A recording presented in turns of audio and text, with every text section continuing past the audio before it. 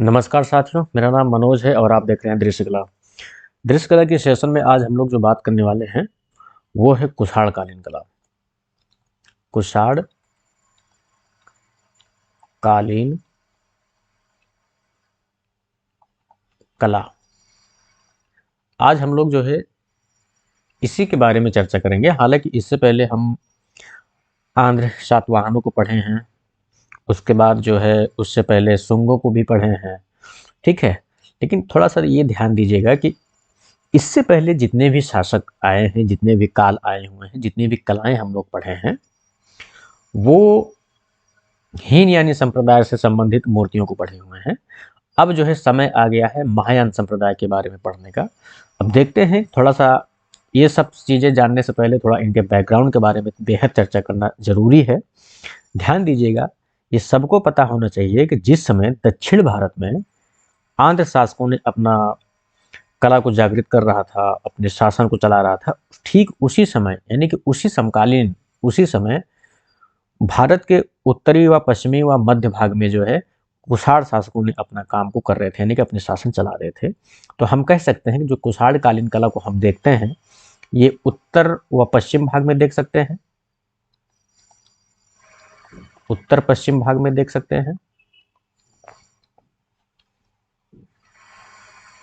और उसके बाद जो है हम मध्य भाग में भी दे सकते हैं,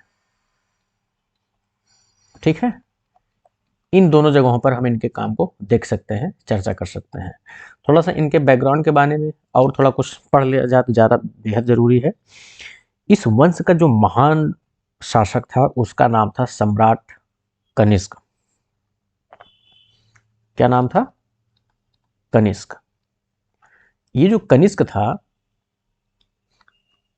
ये महायान बौद्ध धर्म संप्रदाय को मानता था। महायान बौद्ध धर्म संप्रदाय को मानता था, यानी कि इसी के समय से जो है ये संप्रदाय, ये पंथ जो है लागू हुआ। इसी के समय से जो है भगवान बुद्ध के मानव रूपी स्कल्पचर्स बनने शुरू हुए, सब कुछ जो है। यानी कि इससे पहले आप देखेंगे तो सिर्फ और सिर्फ हीन यानी बौद्ध धर्म को पढ़े होंगे, उनसे संबंधित मूर्तियों को देखे होंगे। लेकिन अब यहाँ से हम लोग को जो है महायान बौद्ध धर्म संप्रदाय से कुछ चीज़ें देखने को मिलेंगे जो कि आगे होंगे। थोड़ा सा चर्चा करते हैं कि इसके समय में, यानी कि हम कह सकते हैं कि बुद्ध की मानव रूपी मूर्तियां इसी के समय में बनने शुरू हुए। यानी कि प्रतीकों के स्थान पर जो है अलौकिक बोधिसत्व व उनके दूसरे अवतारों की मूर्तियां बनने शुरू हुई इसी समय में। हम कह सकते हैं कि प्रतीकों के स्थान पर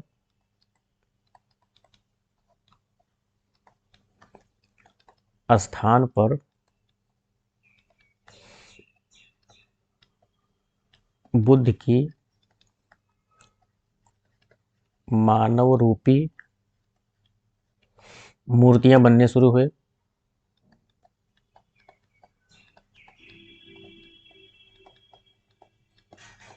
ठीक है, ये इसी के समय में सारा काम हो रहा था। उसके बाद कुछ और देख सकते हैं कि कुषाण काल में जो है दो महत्वपूर्ण केंद्र थे।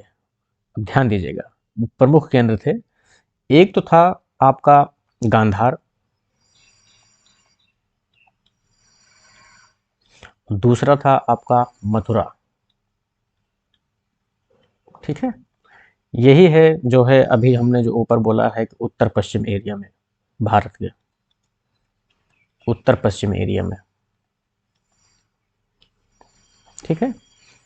और ये मध्य पूरब आ जाएगा, मध्य एरिया हम बोल सकते हैं, मध्य भारत के आसपास में आ जाएगा। ठीक, इस तरह से। अब जो है हम थोड़ा सा इसके बारे में अलग अलग डिस्कशन करते हैं कि आखिर ये गांधार शैली है क्या, यानी ये गांधार शैली है, ये मथुरा शैली है। ठीक है, थोड़ा ध्यान दीजिएगा। तो अब हम थोड़ा सा इसके अलग अलग जगहों के बारे में थोड़ा डिस्कशन करते हैं कि आखिर गांधार शैली में किस तरह से जो है स्कल्पचर्स मिले हुए हैं, उनके स्टाइल क्या थे बनने के, और उनको हम कैसे अलग अलग मथुरा से कैसे अलग पहचान सकते हैं, उसके बारे में थोड़ा सा डिस्कशन करते हैं। देखिए, हम थोड़ा सा आराम से बात करेंगे, समझ बूझ के बात करेंगे। थोड़ा हड़बड़ी में बात करेंगे तो वो बात आपको भी नहीं समझ में आएगी और इस तरह से थोड़ा कॉन्सेप्ट में बात करेंगे तो ज़्यादा बेहतर होगा। तो जल्दबाजी नहीं, ध्यान दीजिएगा कि ये जो गांधार शैली था, अभी हमने बोला कि भारत के उत्तर पश्चिम क्षेत्र में था, ठीक है, ये भारत के उत्तर पश्चिम क्षेत्र में था।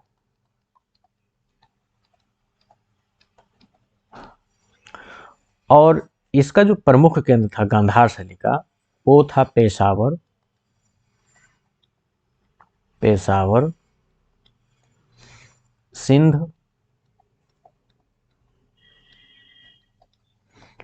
काबुल,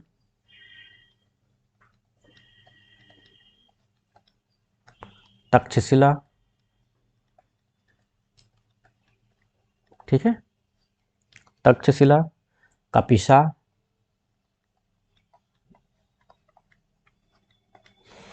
और पुष्कलावती,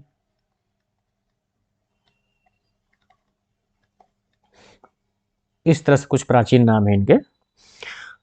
तो यहाँ पर इनके प्रमुख केंद्र थे। अब थोड़ा आगे बात करते हैं कि इस गांधार शैली में और क्या क्या चीज है। इस शैली में केवल बौद्ध धर्म से संबंधित मूर्तियां मिली हैं, केवल बौद्ध धर्म से संबंधित मूर्तियां, ठीक है, मूर्तियां। उसके बाद क्या है कि ये जो मूर्तियां मिली है ना, ये मूर्तियां जो है वहां के स्थानीय जो पत्थर था वो केवल मतलब काले स्लेटी पत्थर में निर्मित है, काले स्लेटी पत्थर में, काले स्लेटी पत्थर। एक तो ये खास विशेषता है, सवाल काफी पूछे जाते हैं। और मूर्तियां जो हैं दोनों तरीके से मिले हैं, यानी कि आसन मुद्रा में भी और स्थानक में भी, ठीक है, दोनों रूपों में मिली हैं मूर्तियां। उसके बाद जो है जो मूर्तियां हैं वो प्रायः जो है उनके जो हुलिया है, इनके जो पहचानने के ढंग हैं, वो अक्सर जो है, अक्सर क्या, सारी मूर्तियां घुंघराले बाल वाली हैं, घुंघराले बाल हैं, घुंघराले बाल वाली, ठीक है, बा है। और मूछ सहित मूर्तियां हैं, उनके मूछ हैं, मूछ सहित मूर्तियां हैं। सिर के पीछे प्रभामंडल है, यानी प्रभामंडल युक्त, प्रभामंडल युक्त, ठीक है। चप्पल पहनी हुई है,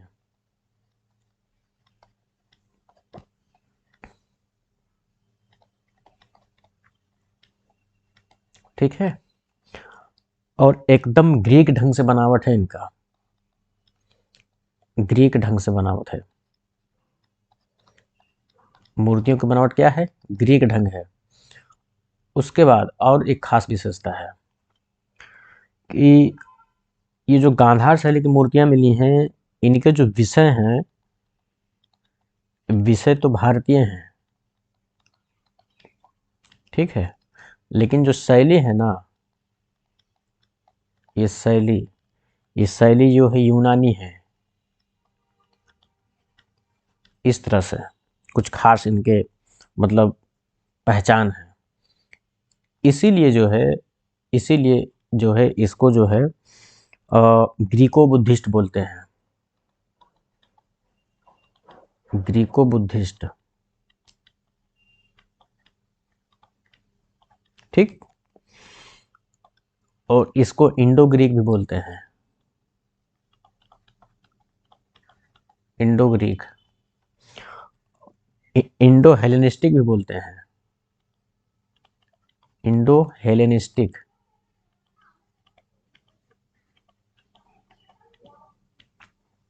इंडो हेलेनिस्टिक भी बोलते हैं। इसको इंडो रोमन भी बोलते हैं, इंडो रोमन भी बोलते हैं, ग्रीको रोमन भी बोलते हैं, ठीक है। इंडो बैक्टीरियन भी बोलते हैं इसको।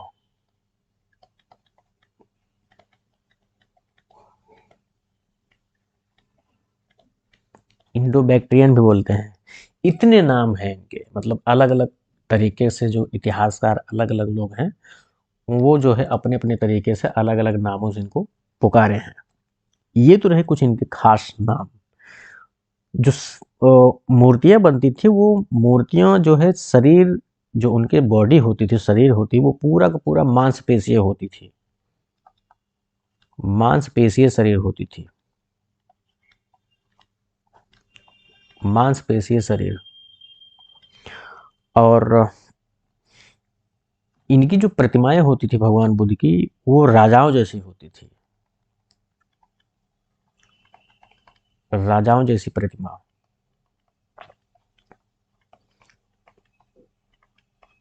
इन्हीं के राजाओं जैसी प्रतिमा यहाँ बनाई गई है। और एक खास विशेषता और है, 3 प्रकार के बोधिसत्व यहाँ से प्राप्त हुए हैं। 3 प्रकार के बोधिसत्व कौन कौन से हैं? वो हैं, नंबर 1 अवलोकितेश्वर, अवलोकितेश्वर। ठीक है। इनको पहचानेंगे कैसे? अवलोकितेश्वर को कैसे पहचानेंगे? इनका एक अच्छा खासा पहचानने के तरीके भी हैं अलग अलग तीनों को। इनके हाथ में जो है कमल होता है, इनके हाथ में कमल होता है। समझ लीजिए को अवलोकितेश्वर की मूर्ति है। और जो दूसरी बोधिसत्व है वो है मंजूश्री। इनके हाथ में जो है पुस्तक होता है।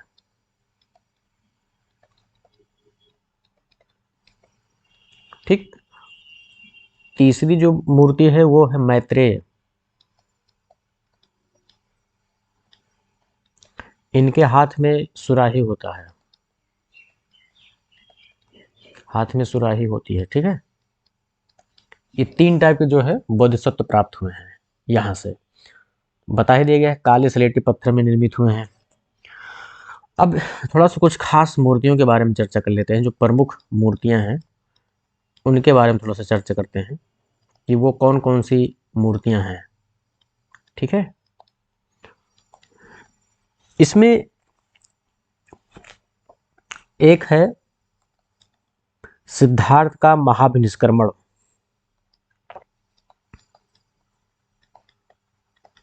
सिद्धार्थ का महाभिनिष्क्रमण।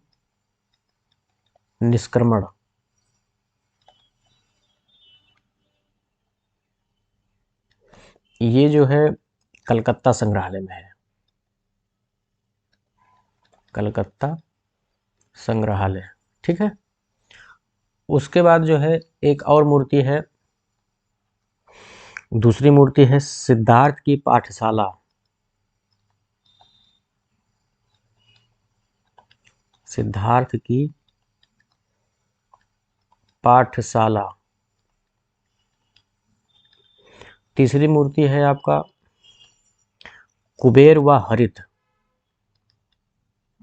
कुबेर व हरित। ये सीकरी के प्राप्त, सीकरी से प्राप्त हुआ है। ठीक है। सीकरी से नहीं बोलेंगे, ये मतलब यूरोपीय ढंग से बना हुआ है, इस तरह से है, मतलब काले स्लेटी पत्थर से। तो काला स्लेटी पत्थर सीकरी से नहीं मिलेगा, सीकरी से जो है लाल चित्तीदार पत्थर मिलता है, जो आगे पढ़ेंगे हम लोग। अगला जो है ये आपका है तपस्वी बुद्ध। तपस्वी बुद्ध। ठीक है। इस तरह से पेशावर संग्रहालय में है।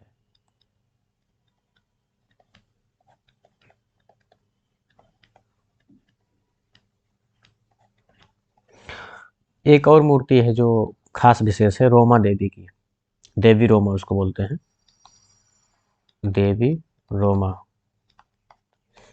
इस तरह से है। ये तो है कुछ गांधार के, थोड़ा सा आगे ऊपर थोड़ा डिस्कशन करते हुए आते हैं तो ज़्यादा बेहतर होगा, क्लियर हो जाएगा। हमने बोला क्या है कि जो कुषाण कालीन मूर्तियां हैं वो सारी मूर्तियां जो हैं सिलेटी पत्थर में निर्मित है, यानी काले पत्थर में, ठीक है। और सारी की सारी मूर्तियां जो हैं सिर्फ और सिर्फ बौद्ध धर्म से संबंधित हैं, महायान बौद्ध धर्म, जो महायान पंथ है। यानी कि महायान पंथ समझ में आ ही गया, प्रतीकों के स्थान पर बुद्धि की जो मानव रूपी मूर्तियां बनाई गई हैं, इस तरह से है। फिर उसके बाद जो है जितनी भी मूर्तियां मिली हुई हैं उन मूर्तियों में मूंछ है, घुंघराले बाल है लंबे लंबे, राजा सहित पूरा मतलब बूट पहने हुए हैं, चप्पल पहने हुए हैं, है ना। कपड़े भी जो है पूरा राजा सहित पहने हुए हैं, ठाट बाट से एकदम पूरा घुंघराले बाल वही हैं। ग्रीक ढंग से उनके मतलब बनाया गया है। पीछे जो है आभा मंडल या प्रभा मंडल बना हुआ है। इस तरह से है। जो उनके विषय है वो भारतीय है, शैली जो है यूनानी है ना। अलग अलग नामों से जो पुकारा गया है वो तो पता ही है। शरीर जो है पूरा मांसपेशीय शरीर है, राजाओं जैसी प्रतिमा उनको बनाई गई है, इस तरह से है। अब आगे हम लोग जो बात करते हैं वो है मथुरा शैली। देखिए इसमें मुख्य मुख्य बिंदु के तौर पे बात कर रहा हूँ, जितने के सवाल में पूछे जाते हैं। है तो ये बहुत बड़ा टॉपिक, लेकिन बहुत बड़े टॉपिक से छानबीन के जो एक संक्षिप्त में बात करते हैं इतना ही होता है। अब अगला हम बात करते हैं मथुरा शैली। मथुरा शैली, ठीक, इसके बारे में बात करते हैं। ध्यान दीजिएगा कि ये जो मथुरा शैली में मूर्तियां मिली हैं ये विशुद्ध भारतीय परंपरा में निर्मित है। विशुद्ध भारतीय परंपरा में है, ठीक है।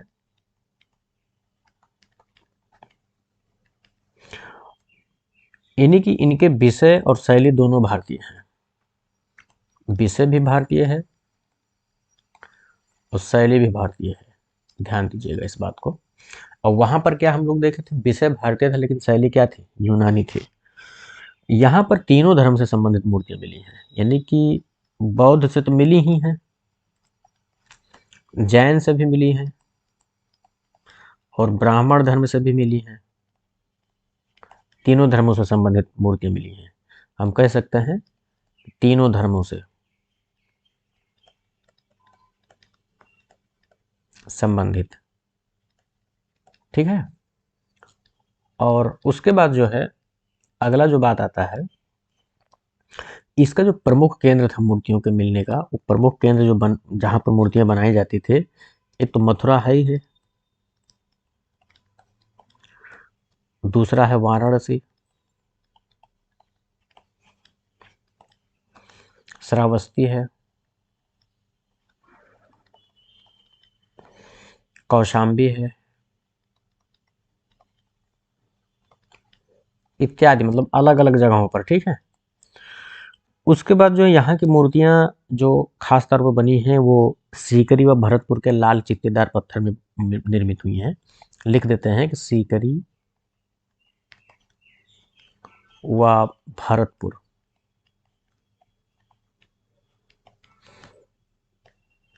के लाल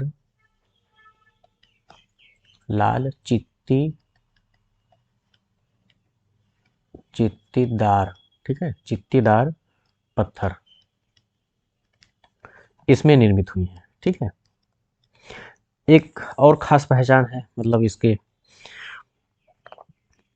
यहाँ से भी जो मूर्तियां मिली हैं स्थानक और आसन दोनों रूप में मिली हैं। स्थानक में भी मिली हैं और आसन में भी मिली हैं, यानी दोनों रूप में मिली हैं, ठीक है। उसके बाद जो है ऐसा मतलब खास विशेषता एक और है कि ऐसा लोग मानते हैं कि जो भगवान बुद्ध के मानव रूपी सबसे पहली मूर्ति मिली या फिर बनने शुरू हुए वो मथुरा से ही मतलब बनने शुरू हुए। इस बात को ध्यान दीजिएगा। हालांकि हम यही थोड़ा जिक्र कर दे रहे हैं कि सर्वप्रथम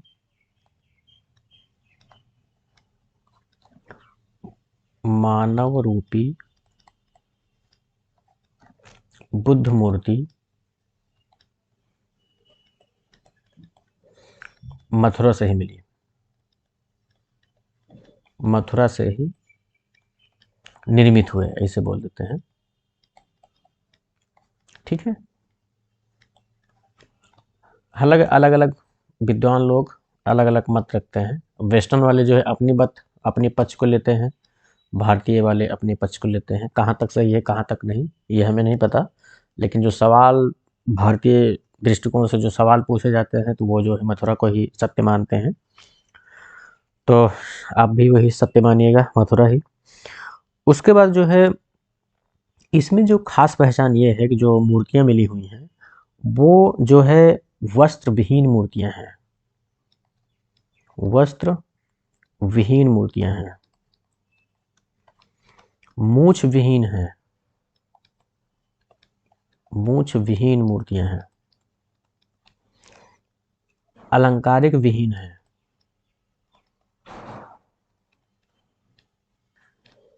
ठीक है, अलंकारिक विहीन, ध्यान दीजिएगा एकदम। मतलब कि न तो कोई कपड़ा, न तो मूछ होता था, ना ही अलंकरण होता था विशेष। एकदम मतलब साधु जैसा रूप होता था, साधु जैसा रूप। पहचान करने का तरीका यही है। लेकिन एक चीज समान था, वो था प्रभामंडल। प्रभामंडल जो है दोनों जगहों पर पाए गए हैं इनकी मूर्तियों के। और मूर्तियां जो अक्सर मिली हुई हैं वो अलग अलग मुद्राओं में मिली हुई हैं। जैसे कि कुछ मूर्तियां जो है वरद हस्त मुद्रा में मिली हैं,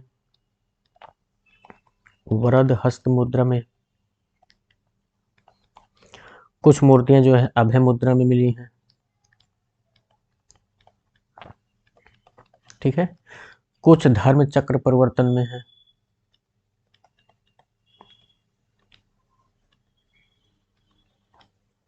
कुछ धर्म चक्र परिवर्तन मुद्रा में मिली हैं।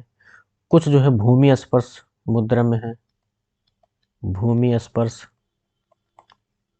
मुद्रा में है। ठीक है, इस तरह से अलग अलग मूर्तियां मिली हुई हैं। एक और खास बात क्या है कि पहचानने का तरीका तो हो गया, हो गया होगा कि जैसे कि मतलब इसमें आपका गांधार में किस तरह से स्कल्पचर्स हैं और मथुरा में किस तरह से स्कल्पचर्स हैं, अलग अलग तरीके के हैं। अब थोड़ा इनके बारे में जो है हम मूर्तियों के बारे में जिक्र करते हैं कि आखिर वो स्कल्पचर्स कौन कौन से थे, उनके बारे में थोड़ा सा जिक्र करते हैं। नंबर 1 है बोधिसत्व मैत्रेय। बोधिसत्व मैत्रेय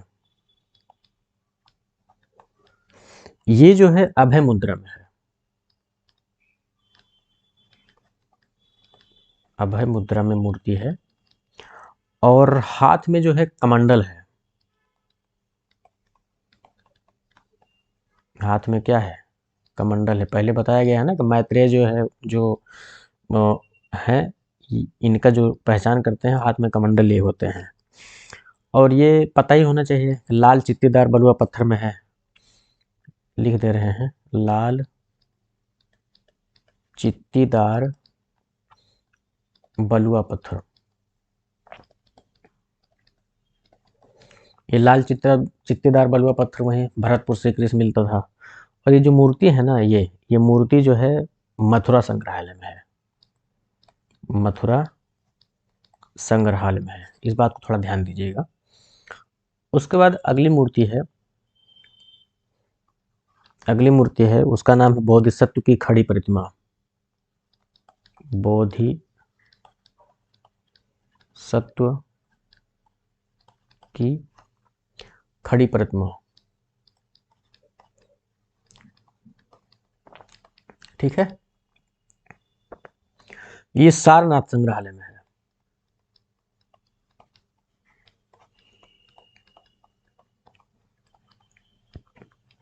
सारनाथ संग्रहालय में है।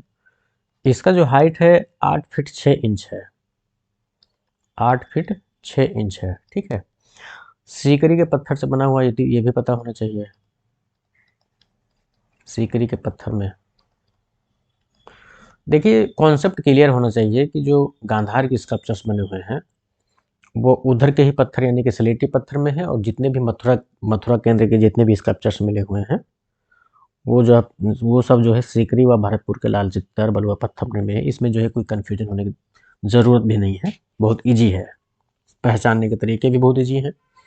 कि उसमें जो है स्कल्पचर्स के हुलिया क्या हैं और इसमें के जो है स्कल्पचर्स के हुलिया क्या हैं। ये सारी चीज़ें बहुत ईजी हैं।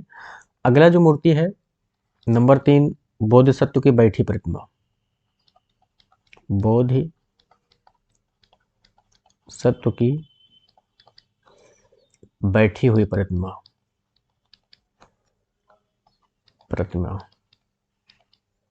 इसके बारे में थोड़ा जानते हैं कि ये भी अभय मुद्रा में है। अभय मुद्रा में है, ठीक है, और मथुरा संग्रहालय में है। मथुरा संग्रहालय। अगली जो मूर्ति है वो है सम्राट कनिष्क की सिर रहित मूर्ति। बहुत फेमस है, ये सवाल भी पूछा जाता है। सम्राट कनिष्क की सिर रहित, केवल धड़ है इनके, सिर नहीं है, सिर रहित मूर्ति, ठीक है। ये जो है 5 फीट 7 इंच की है। 5 फीट 7 इंच है इसका हाइट।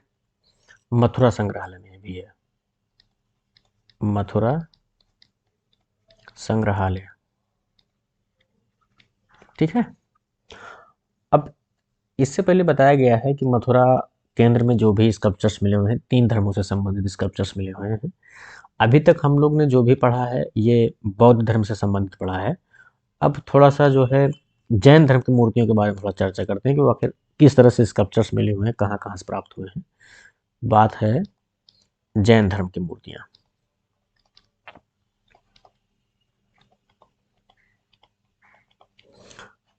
इसमें एक चीज़ पता होना चाहिए कि जो मूर्तियाँ थी इनके, ये चौकोर प्रस्तर पर बनाया गया था इनके। मतलब इस तरह से एक चौकोर पत्थर होता था, ठीक है, इस तरह से चौकोर पत्थर होता था और इसी पे जो है मूर्तियाँ जो है उकेरी जाती थी। इसी को हम जो है आयागपट्ट बोलते हैं। क्या बोलते हैं? आयागपट्ट, ठीक। और ये जो आयागपट्ट हैं ये कंकाली टीले से अक्सर मिले हुए हैं। कंकाली टीला मतलब कि वही मथुरा, कंकाली टीला मथुरा। कंकाली टीला मथुरा से जो है अक्सर ढेर सारे आयागपट्ट मिले हुए हैं, जो कि इसमें स्कल्पचर्स अलग अलग तरीके से मिले हैं। जैसे कि तीर्थंकरों की मूर्तियां हैं,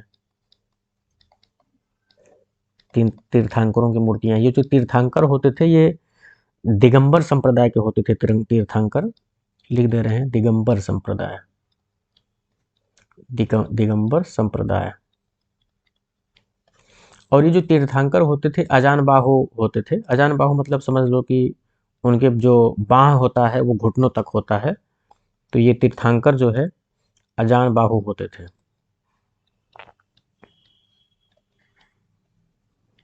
ठीक है।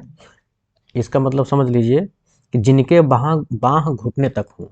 अजान बाहु का मतलब होता है जिनके बाह घुटने तक हो,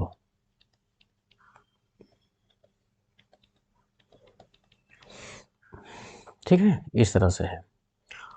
और इस तरह से कुछ मतलब स्कल्पचर्स मिले हुए हैं, जैसे कि तीर्थंकरों के ज़्यादा स्कल्पचर्स मिले हुए हैं। और ये स्कल्पचर्स जो है इसी आयाग पट्टिका पे ही उकेरा गया है। मतलब कि ऐसा कोई मतलब 3 डायमेंशन में नहीं है, इसी पे ही जो है आयाग पट्टिका पे ही अलग अलग स्कल्पचर्स जो है इस तरह से उकेरे गए हैं। तो अगला जो स्कल्पचर्स की बात आता है, इससे पहले बात हुआ था कि यहाँ पर जो है ब्राह्मण धर्म से संबंधित भी मूर्तियाँ मिली हैं। उसके बारे में भी थोड़ा जान लेते हैं। ब्राह्मण धर्म से संबंधित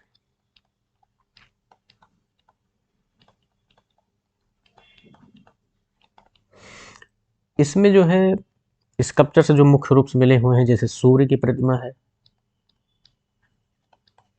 सूर्य की प्रतिमा है, चतुर्भुजी विष्णु है, चतुर्भुजी विष्णु है, संकर्षण मूर्ति है ना। संकर्षण मतलब ये भी हिंदुइज्म का स्कल्पचर्स है। और कुछ यहाँ पर जो है यक्षियों की भी, मतलब यक्षियों की भी मूर्तियां मिली हैं, जैसे कि लिख दे रहे हैं यक्षियां, यक्षियों की मूर्तियां। इसमें जो है अलग अलग तरीके के हैं, जैसे कि एक है हाथ में पिंजरा लिए हुई यक्षी, हाथ में पिंजरा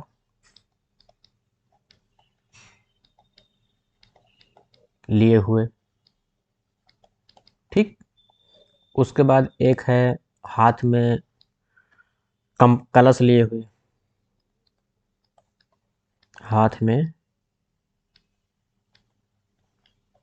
कलश लिए हुए।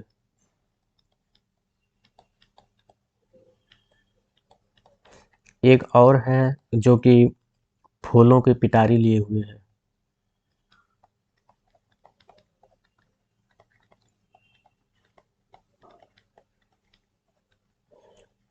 लिए हुए। इस तरह से कुछ यक्षियों की मूर्तियां हैं, और जितनी यक्षियों की मूर्तियां मिली हैं ये सब जो है त्रिभंग मुद्रा में है, त्रिभंग मुद्रा में निर्मित हैं। तो ये रहे आपके कुषाण कालीन कला। ध्यान दीजिएगा कि अभी तक हम लोगों ने जितने भी जाने हैं, सुने हैं, अध्ययन किए हैं, ये सिर्फ और सिर्फ एक तरीके से समझ लीजिए कि इनके संक्षिप्त रूप हैं, ट्रेलर है, या यूं कह लीजिए कि बस थोड़ा सा एक सार है। इनके बारे में चित्र सहित अलग अलग से क्लास ले जाएंगे, अलग अलग से हम लोग डिस्कशन करेंगे। अभी जितने पीछे ही पढ़े हुए हैं इससे पीछे, हालांकि अभी इसलिए इस तरह से हम लोग पढ़ रहे हैं जितना कि सवाल पूछे जाते हैं, और जितना भी लाइन हम लोग नोट किए हैं सारे के सारे इम्पोर्टेंट है। ध्यान दीजिएगा, एग्ज़ाम करीब है, चाहे वो नेट के एग्ज़ाम हो, चाहे आपके टीजीटी पीजीटी किसी के भी हों, करीब हैं। इतने जल्दी तो अगर हम इमेज को लेकर के डिस्कशन करेंगे तो बहुत नामुमकिन हो जाएगा। इसलिए जो खास एग्जाम में पूछे जाते हैं उन्हीं से संबंधित लाइन उठाया हूँ, एक कंपोजिशन बना करके आप लोग के सामने पेश किया हूँ। इसके बाद जो है समय रहेगा तो ज़रूर जो है उस पर इमेज के साथ में डिस्कशन होगा, और होगा वो, तभी हमको भी संतुष्टि मिलेगी। अब अगला जो है क्लास होगा, आगे जो होगा वो तो बताया जाएगा। धन्यवाद।